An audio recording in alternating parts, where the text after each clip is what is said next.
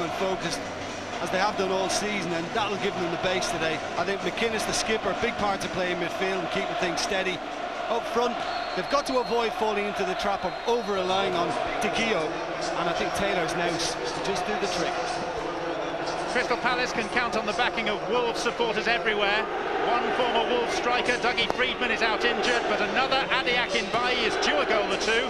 Sir Jack Hayward even suggested a hat-trick would be nice. They brought Simon Roger back into midfield. Trevor Francis feels honour bound to field his strongest possible team. Yeah, and it's like for like, 3-5-2. Obviously Baggies fans will be praying Akinbayi doesn't get a sniff today, and he'll certainly be more confident after his goal last week, but Clinton Morrison is the man to fear. And I think if he gets the service, then Granville and Fleming need to push forward to try and help him out. I think West Brom have got also to avoid allowing David Hopkins to get into one of those shooting positions in or around the box, because he can punish from long range.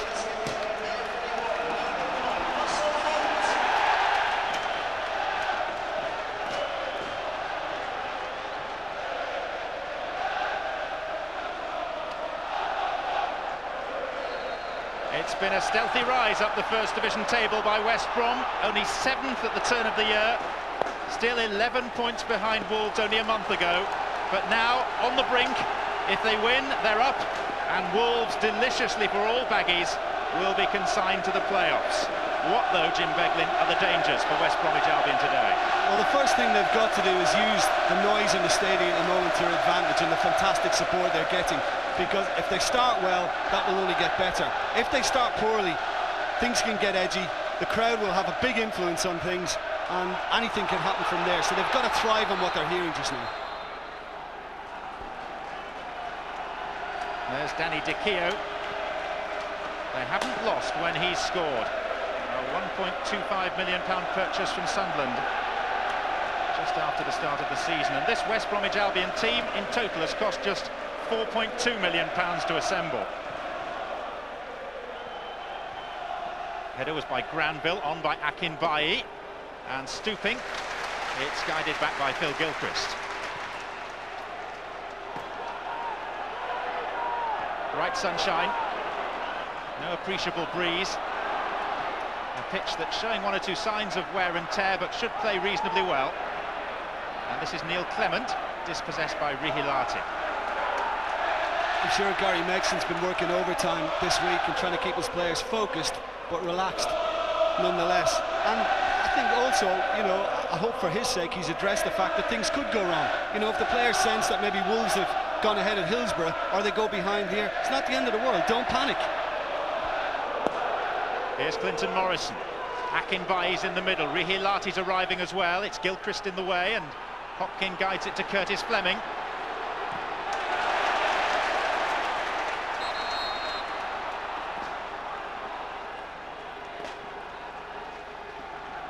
Well, it's a free kick to Crystal Palace.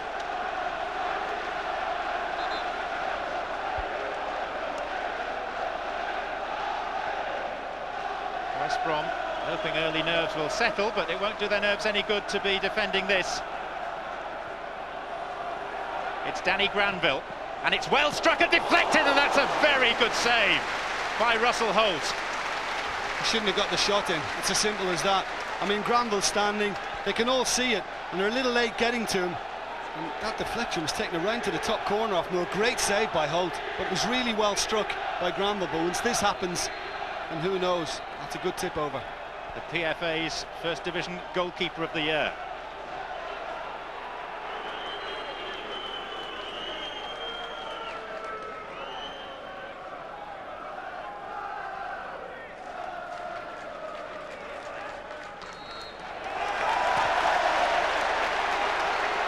West Brom's free kick though.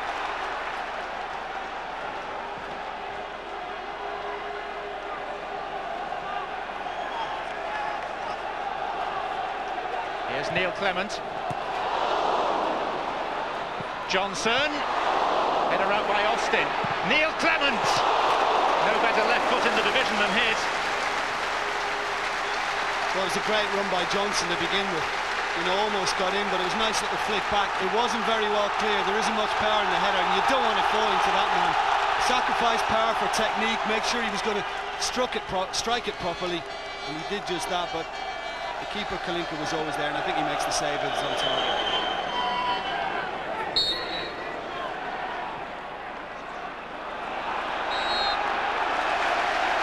Good spot by the referee.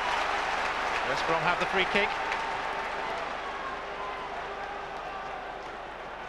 Eddie Wolstenholme, one of the select group of referees. Darren Moore is forward. He's only scored once for West Brom. That's below par by his scoring standards. This is Darren Moore, though. And there's Johnson now. Was he pushed? It's Moore! It's in! Darren Moore for West Brom!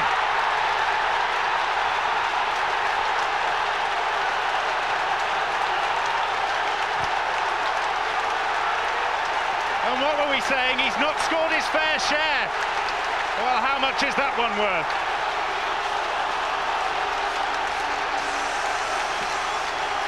Well, it's worked out perfectly for him, because he's the one that's got to the far post to win the initial header and get it back across goal. I thought there was a foul by Riolati on Johnson. He seemed to push him out of it. Doesn't matter, doesn't help. Having got the earlier header in, Moore has just held his ground. The ball's arrived straight back at his feet. And to be honest, once it comes back to him, centre-back, it doesn't get many goals or not, he can hardly miss that. And this place has gone absolutely wild. What a goal that is. Through Kalinko's legs maybe in the end. Anyway will do.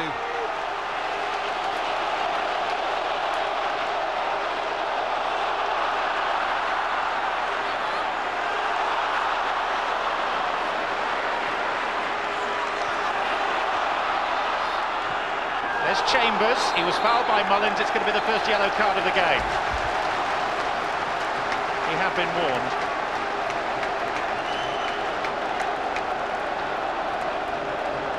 Well, he was victim of one earlier himself, and he can't really excuse that.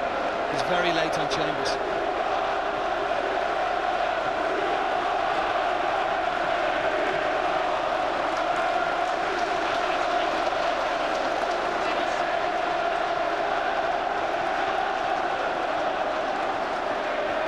So a chance for West Brom. They're not content to qualify for the Premiership by dint of Wolves losing. They want to win handsomely. And Neil Clement's prowess with his left foot has been a feature of the season. It is Clement, and it's awkward. It's Taylor! It's 2-0!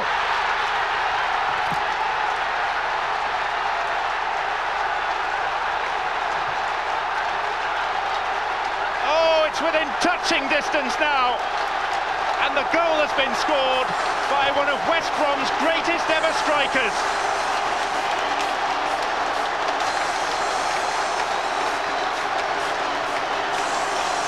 He can see the promised land. I always make a case for a goalkeeper when the ball bounces in front, and it wasn't the most wickedly struck shot from Clement, but I'm sorry, on this occasion I just can't defend Kalinko. It's a dreadful error by the goalkeeper, but Bob Taylor was put in the side today specifically for sniffing out chances like that. He did something similar after a Clement free kick and getting the winner at Nottingham Forest recently. He's done it again today, but it's a dreadful goalkeeping mistake. One becomes two. Nationwide is about to become Premier. Never mind 3 lions on the shirt. For Frank Skinner, it's all about his beloved baggies now.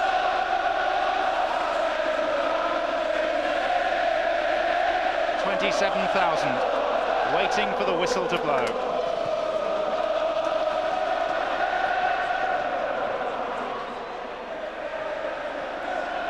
No need for Austin to clear that. It's going through to Kalinko.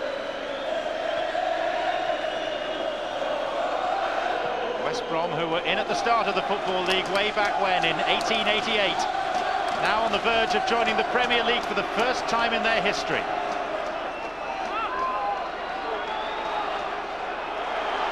Here goes Ballis.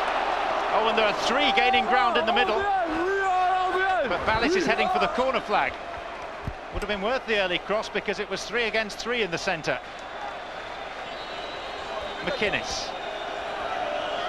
2 extra minutes to be played. Jordao.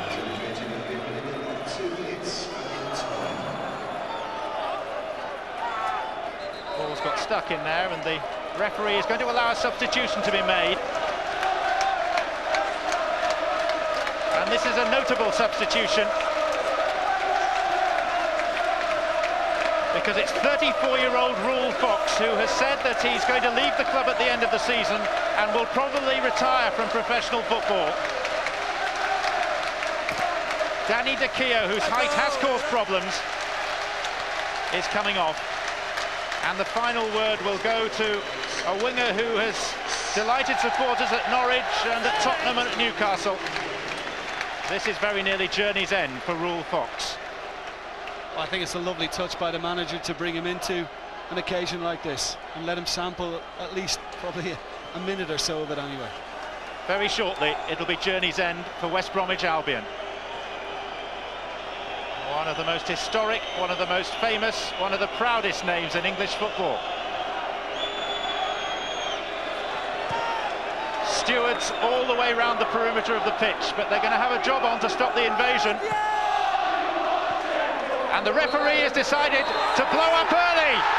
And West Bromwich Albion are in the Premiership. The Boing Boing Baggies are back in the big time. And it is truly a landmark day in the proud history of West Bromwich Albion.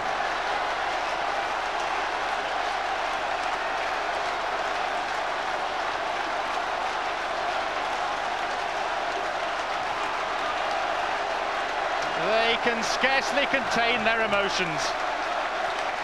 And confirmation too that the final whistle has gone at Hillsborough. Wolves have only drawn. Wolves, West Brom's greatest rivals, are only in the playoffs. West Bromwich Albion's season is at an end, so is their journey, and so is the anguish of being outside the top flight for 16 long and arduous seasons.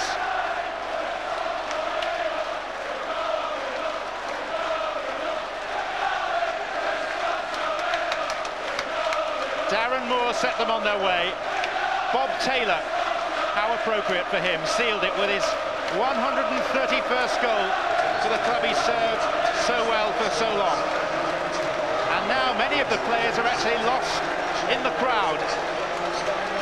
And I pity the two linesmen who got precious little opportunity from the referee to seek the sanctuary of the tunnel.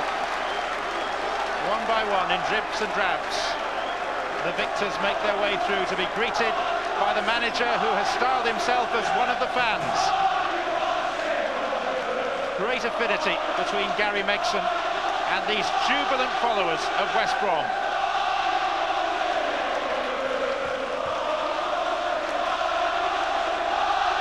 It's 26 years since last West Brom were promoted to the top division of English football.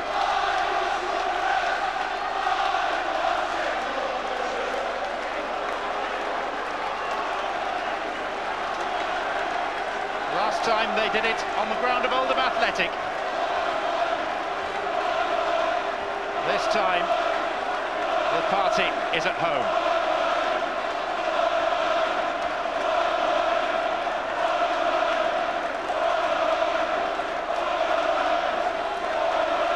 It's all the better for the wait.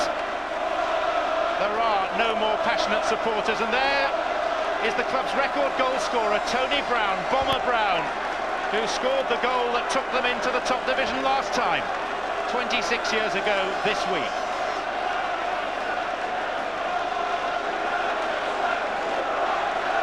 And what a contrast between the Hawthorns and Hillsborough.